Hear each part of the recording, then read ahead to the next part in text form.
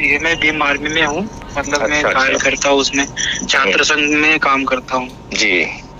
हाँ। और भैया जो चंद्रशेखर आजाद जी जिन्होंने आज भाषण भी दिया, आज जो संसद में उन्होंने कई मुद्दों पे चर्चा करी थी मतलब। हाँ, तो आपने जो है एक मतलब मैंने एक आपका यूट्यूब पे वीडियो देखा था कि भाई उसमें आपने लिखा कि भाई चंद्रशेखर भैया जो है वो बौद्ध राष्ट्र बनाएंगे ऐसे करके। सर मैं उस पे एक मतलब आपको ये बोलना चाहता हूँ कि उस पे ना भैया कोई बौद्ध राष्ट्र नहीं बनाने वाले, वो रविदासिया पंथ से है मतलब। अच्छा। हाँ, जो अभी तो जो रविदासिया राष्ट्र बनाएंगे? हाँ जी। तो रविदास जी का राष्ट्र बनाएंगे? रविदासिया समाज जो है एक जातियों में कई जातियां है, तो उसमें एक नया समाज और आ गया ये। नहीं, मैं पूछ रहा हूँ आदरणीय हिमराज जी सर कि अगर वो बौद्ध समाज नहीं बनाएंगे, बौद्ध राष्ट्र नहीं बनाएंगे, हाँ, तो क्या रविदासिया राष्ट्र बनाएंगे इसको? नहीं सर, वो जैसे उन्होंने वो धर्म के रूप में मतलब वो बुद्धिस्ट नहीं मानते, वो अपने आप को रविदासिया मानते हैं मतलब। तो उन्होंने तो जय भीम नमो बुद्धाय बोला है, उन्होंने तो संसद शपथ लेते वक्त। सर वो राजनेता है। हाँ, तो राजनेता को सभी को वो लेके चलना पड़ता है। तो क्या राहुल गांधी राजनेता नहीं है? राहुल गांधी भी है न, बाकी सभी भी है। राहुल गांधी का भाषण सुना आपने कल का? हाँ सुना था, जिसमें वो शंकर जी की ना इनकी मूर्ति ले वो फोटो इतना बड़ा खतरा अगले ने उठाया है। हाँ, देखा है आपने कितना बड़ा खतरा उठाया है? बहुत बड़ा खतरा उठा लिया इन्होंने। और आप जो है कह रहे हैं कि जो आदरणीय चंद्रशेखर जी हैं, हाँ, वो जो है बाबा साहेब का जो सपना है उसके लिए बात नहीं कर सकते? नहीं, उसके लिए बनाएंगे नहीं बनाएंगे वो तो बात अलग है, उसकी बात नहीं कर सकते? नहीं कर सकते, कोई दिक्कत नहीं होती जी। अगर वो बात कर सकते हैं, हाँ, और अगर बाबा साहेब ये कहते हैं कि भारत को बौद्ध राष्ट्र बनाना है, उनका एक सपना है, हाँ, और आदरणीय चंद्रशेखर जी अगर ये कहते हैं कि वे बाबा साहेब के अनुयायी हैं, तो मुझे कहने में कोई भी जरा सी भी मेरे को जो है दिक्कत नहीं है कि अगर वास्तव में वो अनुयायी कह रहे हैं तो उनको बौद्ध राष्ट्र की तरफ ही देखना चाहिए। ठीक है, आवाज तो आ रही है?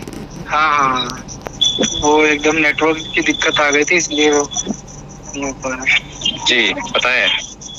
जी, तो मैं ये कह रहा था कि मतलब भैया ने जो संसद में जो भाषण दिया था, असल में आपने मतलब वो एक जो यूट्यूब पे जो आपने वो ये डाला था डिस्प्ले पे, तो भैया बौद्ध राष्ट्र बनाएंगे। लेकिन एक्चुअल में मैं बात बताता हूँ कि बौद्ध राष्ट्र जो है वो भैया नहीं बना सकते, क्योंकि उसमें बहुत सारी योगदान की जरूरत है और वो एक सांसद के रूप में नहीं हो पाता। उनको सबसे पहले धर्म के इसमें मतलब ये जरूरत पड़ेगी, उसमें धर्म को कार्य के आगे बढ़ाने के लिए जरूरत पड़ेगी। हाँ, जो कि वो उसमें अभी ये नहीं है, मतलब सफल नहीं हो पाएंगे क्योंकि उनको राजनीति कर रहे हैं पूरी तरह से। हाँ, राजनीतिक है वो, उनको क्या है कि अपनी पार्टी और संगठन को आगे बढ़ाना है।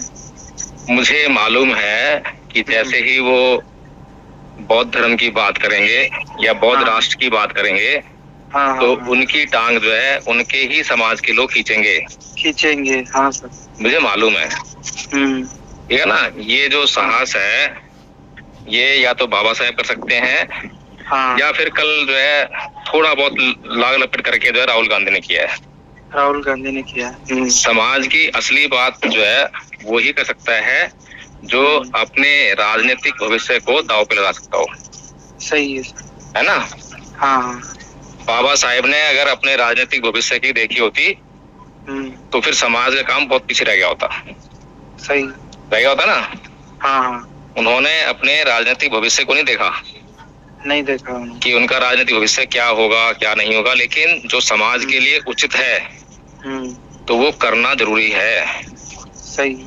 अगर समाज के लिए, समाज को इकट्ठा करने के लिए बौद्ध धर्म ही एक मार्ग है तो बौद्ध धर्म ग्रहण करना ही पड़ेगा, दूसरा कोई रास्ता नहीं है।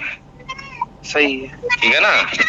लेकिन सर ये बौद्ध धर्म पे भी, हाँ, बौद्ध धर्म जो ग्रहण कर रहे हैं इससे सुप्रीम कोर्ट और हाई कोर्ट भी डरा हुआ है। मैंने आपको एक व्हाट्सएप मैसेज किया था जिसपे हाई कोर्ट ने बोला कि ज्यादा से ज्यादा धर्म परिवर्तन के मामलों जो है ये बहुत दुखद है और इन पे जो है संज्ञान लेना चाहिए, ऐसा सुप्रीम कोर्ट ने कहा है। मतलब ये देखिए आदरणीय हेमराज जी, जब तक हिंदू मुसलमान बन रहे थे, हाँ, या मुसलमान हिंदू या ईसाई बन रहे थे जी, या हिंदू ईसाई बन रहे थे, हाँ, तब तक हिंदुओं को कोई समस्या नहीं थी। कोई समस्या नहीं थी, ठीक है, क्योंकि वो जो है घर वापसी का अभियान चला के उनको ले आते। लेकिन जब एक हिंदू बौद्ध बन जाता है, हाँ, तो उसकी घर वापसी संभव नहीं है। नहीं हो सकती ना, क्योंकि वो एकदम से स्वयं विवेक उसका जाग जाता है। क्योंकि वो ऑलरेडी घर वापसी कर चुका है जी। जब अपने घर में कोई वापस आ जाए और फिर उसको कोई बोले कि आप घर वापसी कर लो, तो वही प्रश्न करेगा मैं अपने घर में तो हूँ, हाँ, यही तो मेरा घर है। सही है। जिससे मुझे भ्रम फैलाकर, झूठ बोलकर, कल्पनाएं गढ़कर मुझे मेरे घर से दूर कर दिया था।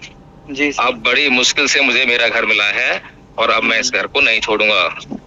जी, तो इसलिए हिंदुओं की जो है मुसीबत ना तो मुसलमान है, ना ईसाई है, ना सिख है, ना जैन है। अगर कोई है तो वो केवल और केवल बौद्ध है। सर, बौद्ध को नास्तिक भी कहते हैं ये लोग कि भाई ये बौद्ध तो नास्तिक होते हैं, नास्तिकता फैलाते हैं।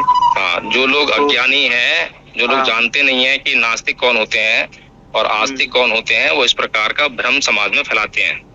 जी, जी, हाँ। आस्तिक वो जो सत्य को माने, जो सत्य पर चले, सत्य को पहचाने, आस्तिक। और नास्तिक वो जो सत्य से दूर भागे, कल्पनाओं में कहानियां गढ़ता रहे, कल्पनाएं गढ़ता रहे, अच्छा, भ्रम फैलाता रहे, झूठ बोलता रहे, वो नास्तिक है।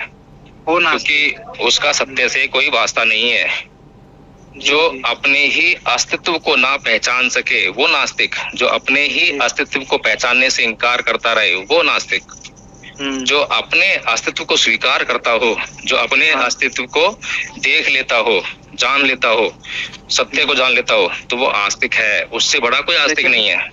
लेकिन सर, ओशो और पेरियार ने तो खुद को नास्तिक बताया है और दार्शनिक भी थे वो तो उन्होंने अब बताने को तो जो है कार्ल मार्क्स ने बोला धर्म अफीम का नशा है। अब उसको पता ही नहीं कि धर्म क्या होता है और अधर्म क्या होता है। अगर उसने थोड़ा स्टडी किया होता इस मामले में, तो वो बोलता है कि अधर्म जो है अफीम का नशा है ना। पेरियार ने नहीं, कार्ल मार्क्स ने। अच्छा, हाँ, ठीक है। अब कार्ल मार्क्स तो बोल रहा है धर्म अफीम का नशा है, हाँ, और बाबा साहेब बोल रहे हैं धर्म जो है नैतिक जीवन का आधार है। जी, आप बताइए कौन सही है? बिना धर्म के हमारे जीवन में नैतिकता नहीं आ सकती। लेकिन सर, हाँ, एक सवाल और मेरा ये था कि ये अपने भगवान बुद्ध को अपन तथागत बुद्ध कहें या फिर भगवान बुद्ध कहें, क्योंकि लोग भगवान बुद्ध कहते हैं तो उस पे भी प्रश्न चिन्ह खड़ा करते हैं कि भाई ये आप भगवान मत बोलो, क्योंकि वो पूजने योग्य नहीं, वो अनुयायी है, मतलब वो एक तरह से धम्म है, एक रास्ता है, धर्म नहीं है। अच्छा, तो मुझे पहले ये बताओ। हाँ, मैं इस प्रश्न का जवाब दे दूंगा जी। आप भीम आर्मी के छात्र संगठन से हो? हाँ, मैं छात्र संगठन से हूँ जी। तो छात्र संगठन क्या करता है? सर, छात्र संगठन जो अपने जिले स्तर की जो छात्रों की कई समस्या है, सामाजिक हो, राजनीतिक हो, या फिर जो आर्थिक समस्या या फिर जातिगत भेदभाव क्यों ना हो, उस पे जो उसको न्याय दिलाने का काम करता है। अच्छा, जो जातिगत जो समस्या है उसका मूल क्या है? जातिगत समस्या का मूल ये है कि भाई कोई एक जाति के आधार पर किसी के ऊपर ये दोषारोपण करता है या उसको प्रताड़ित करता है। आपको कभी चंद्रशेखर भाई ने कैडर दिया है क्या? कभी उनका कैडर लिया है आपने? सर, मैंने कैडर लिया था, भैया का भी लिया है, और मैंने और भी अपने डॉक्टर अकेला जी है, वो भी बौद्ध धर्म को मानते हैं। बहुत सारे बुद्धिस्ट अनुयायी जो है वो भी आर्मी में भी है, मतलब जी। जो भैया को सहयोग, वो उनको विचार संगोष्ठी भी करते हैं, और बनते जी भी है उनके, जो वो करते रहते हैं उनको जी मार्गदर्शन। हाँ, ऐसा है आदरणीय हेमराज जी। जी। एक बार भगवान बुद्ध जो है कलामों के घर चले गए। कलामों के घर? हाँ, कलामों के गांव में चले गए। अच्छा। तो कलामों ने उनसे पूछा हाँ कि भगवान बुद्ध, हमारे यहाँ पर तरह तरह के उपदेशक आते हैं, गुरु आते हैं, अब सभी जो है उपदेशक अपने अपने धर्म को, अपने अपने रास्ते को सही बताते हैं। हाँ। तो किस रास्ते को सही माना जाए? जी। अभी प्रश्न तो आज भी गंभीर है ना। हाँ हाँ। आज भी जो है सारे संगठन बोलते हैं कि मैं अच्छा, मैं अच्छा, मैं अच्छा। तो कौन अच्छा है, कौन सही है, कैसे माना जाए, कैसे जाना जाए? सही है। तो भगवान बुद्ध ने कलामों को समझाते हुए बोले कि भाई देखो, किसी भी बात को इसलिए मत मानो कि बहुत सारे लोग बोल रहे हैं। हाँ। अभी तो क्या चल रहा है कि सोशल मीडिया पे अगर रातों रात किसी को वायरल कर दो तो ऐसा लगता है कि बस वही समाज का उद्धार कर रहा है। सही है। ऐसा होता है ना? ठीक है, ऐसा ही सर है ना। मैं मतलब भले बीमार में हूँ, लेकिन मैं एक बात बताता हूँ कि बहुत सारे ऐसे लोगों को अपन आगे करते तो उनके वो हो जाते अपन, उनका सही गलत नहीं देखते। जैसे मायावती हो गई, काशीराम जी हो गए, या फिर कोई भी बहुत सारे हो गए। ऐसा है ना समस्या जो है। हाँ। तो क्योंकि हम उसको जांच नहीं कर पा रहे हैं।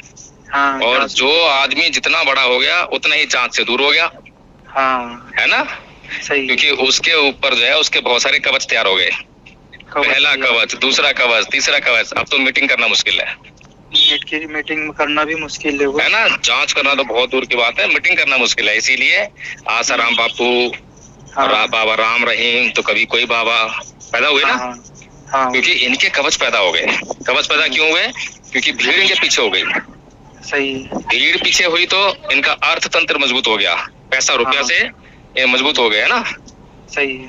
तो इनकी जांच नहीं की जा सकती थी। जब इनकी जांच नहीं की जा सकती तो सही और गलत का फैसला नहीं किया जा सकता, है ना? हाँ। तो इसलिए पहला क्या बोला भगवान बुद्ध ने कि किसी भी बात को इसलिए मत मानो कि बहुत सारे लोग बोल रहे हैं, बहुत बड़ी भीड़ उसके पीछे है ना?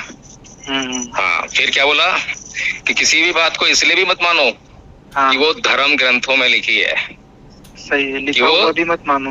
हाँ, कि वो कहीं किसी ने लिख दिया है, धर्म ग्रंथ में लिखी है इसलिए उसको मान लो, ये भी गलत हो जाएगा। किसी भी बात को इसलिए मत मानो कि कोई ईश्वर कह रहा है, कि कोई गुरु कह रहा है, हाँ, कि कोई महात्मा कह रहा है ना? सही है। और किसी भी बात को इसलिए भी मत मानो कि वो देखने में बहुत अच्छी लग रही है।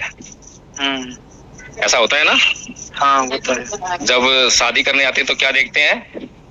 गुण को भूल जाते हैं और देखने में बहुत अच्छा लग रहा है। हाँ, बस वही देखते हैं। देखने में बहुत अच्छा लग रहा है, इसीलिए उसको जो है हम स्वीकार कर लेते हैं ना। हाँ, कुछ घर को देखते हैं, कुछ संपत्ति को देखते हैं, कोई ये घर संपत्ति वाले तो फिर भी ठीक ठाक है, कम से कम भविष्य की बात कर रहे हैं वो। लेकिन जो लोग केवल कि अच्छा लग रहा है और अच्छे के पीछे क्या है वो दिखाई नहीं दे रहा है, तो धोखा हो जाएगा। तो भगवान बुद्ध आगाह कर रहे हैं कि किसी बात को इसलिए भी मत मानो कि देखने में अच्छा लग रहा है, आकर्षक है। जी जी। या फिर इसलिए भी मत मानो कि वो किसी प्रकार से देखने में मनमोहक है। हाँ। है ना? प्रकार से, किसी भी प्रकार से होता है। तो लोग जो है आपको आकर्षित करने के लिए आज तरह तरह के और बहुत ही सुंदर सुंदर आकर्षित करने वाली जो है बातें करते हैं, है ना? सही। या फिर सभा सम्मेलन करेंगे, बड़े बड़े मंच लगेंगे, बहुत सारे लोगों को जो है भिक्खु बनाया जाएगा, उसमें चीवर दिया जाएगा, सही, बहुत लंबी कतार लगा दी जाएगी, ये दिखाया जाएगा कि भाई देखो इतने सारे भिक्खु बना दिए हमने। लेकिन वो सब जो है क्या होता है, नकली कार्य हो जाता है। और नकली कार्य कभी भी असली प्रभाव नहीं दे पाता। सही। जैसे कि 1956 में जब बाबा साहेब डॉक्टर भीमराव अम्बेडकर का अनुसरण करते हुए लाखों लोग जो बौद्ध बन गए, वो ज्यादातर महाराष्ट्र के थे, कहीं के भी थे, लेकिन वे लोग जो है आज तक असली बौद्ध नहीं बन पाए। हाँ। अगर बाबा साहेब को टाइम मिला होता तो असली बौद्ध उनको बना देते वो, लेकिन दुर्भाग्य रहा, खाली धर्म परिवर्तन हुआ, प्रतीकों का परिवर्तन होकर रह गया। सही है ना? तो इसलिए देखने में तो ऐसा लगा कि भाई बहुत लाखों लोगों ने जो है परिवर्तन कर लिया है। सही। तो वास्तव में ऐतिहासिक बात तो थी, इतिहास तो रचा गया, इसमें कोई दोहराई नहीं है। हाँ, उसमें लेकिन तो बाबा साहेब को तो और ऑफर दिए थे, सिख धर्म ने भी ऑफर दिए थे कि आपको, वो तो एक अलग मैटर है। जी जी, अलग मैटर है। तो कहने का मतलब ये है, प्रॉब्लम कहाँ है? प्रॉब्लम ये है कि जो लाखों लोगों ने जो धर्म परिवर्तन किया, अगर उन्होंने असली धर्म परिवर्तन किया होता हाँ हाँ। तो आज भारत बौद्ध में हो गया होता। तो आज मुझे आपसे ये नहीं कहना पड़ता, या आप मुझसे ये नहीं कह रहे होते कि चंद्रशेखर भैया बौद्ध धर्म की बात नहीं कर सकते। फिर तो दिल ठोक कर, ताल ठोक कर कहते हैं कि हम बुद्धिस्ट हैं। हाँ, है ना? सही। क्योंकि बौद्धों से वोट मांगना है ना फिर। लेकिन अभी तो वोट मांगना है रविदासियों से। सही है। और रविदासिया तो एक बुद्धिस्ट जो अभी एक एक्टर जो था, उसने जो राम का रोल किया था, उसने एक बात कही थी कि अगर आपको एक अच्छा मुस्लिम बनना है, हिंदू बनना है, या फिर सिख बनना है, या फिर कुछ भी बनना है, तो सबसे पहले आपको बौद्ध धर्म को जानना पड़ेगा, उसको समझना पड़ेगा, या फिर उसको ग्रहण करना पड़ेगा। तो वो ये चीज देखते नहीं, ऐसा है आदरणीय हेमराज जी। जी जी। हमें अगर भारत को बौद्ध में करना है, भारत को अगर बौद्ध बनाना है, तो उसके लिए हमें जो है सीखना जरूर पड़ेगा। हाँ। जब तक हम नहीं सीखेंगे, हम नहीं जानेंगे, तो हम किसी को आगे बता नहीं पाएंगे। सही है। और बताएंगे नहीं तो आगे जो है बौद्ध धर्म नहीं फैलेगा, है ना? हाँ, सही। चलिए, अभी जो है, क्योंकि ज्यादा लंबी बात नहीं कर पाऊंगा, तो आपका एक प्रश्न था कि भगवान क्यों कहते हैं ना? हाँ, भगवान क्यों कहते हैं? तथागत भी कहते हैं बहुत सारे, जैसे वामसेक के लोग उनको वही बोलते हैं कि भाई ये तथागत है। जी जी, चलिए मैं थोड़ा सा बताता हूँ इसमें। केवल तथागत बुद्ध को, सिद्धार्थ गौतम बुद्ध को ही भगवान कहा गया है। हाँ। और भगवान किसे कहा गया है इसको समझ लें तो आपको जो है बहुत सारे भगवान दिखाई देंगे, है ना? जी जी। तो भगवान शब्द को कैसे बोला गया? भग रागो, भग दोषो, भग मोहो। अच्छा, इसके बारे में बौद्ध धर्म में भी लिखा हुआ है कि भगवान की जो परिभाषा है वो। जी जी जी। तो भग रागो, भग दोषो, भग मोह मतलब जिसने राग, द्वेष और मोह का भगन कर दिया, जिसने अपने चित्त को परिशुद्ध कर लिया, विकारों से मुक्त कर लिया, तो वो भगवान है। अच्छा अच्छा। अब अपने आप से हिसाब लगा लो, जांच कर लो कि क्या तथागत बुद्ध भगवान कहलाने लायक है या नहीं है। नहीं, भगवान कहलाने लायक है, लेकिन भगवान का ही अलग ही परिभाषा निकाल दी है इन लोगों ने। अब कोई अगर किसी शब्द को अपना ले या उसका गलत इस्तेमाल कर ले, जैसे कि नेता शब्द जैसे इस्तेमाल करते हैं, तो एक अलग छवि बनती है ना। ये मतलब नेगेटिव छवि बनती है आज, है ना? जबकि नेता शब्द जो है सकारात्मक है। सकारात्मक है, लेकिन लोगों ने अपने कर्तृत्व से उसको गलत कर दिया। तो शब्दों का कुछ नहीं है, शब्दों के पीछे जो भाव होते हैं, विचार होते हैं, भावनाएं होती हैं, उसी से जो है शब्द की पहचान होती है। सही है। ठीक है, चलिए ठीक है, फिर बात करेंगे आपसे। जी जी। जय भीम, नमो बुद्धाय। जय भीम।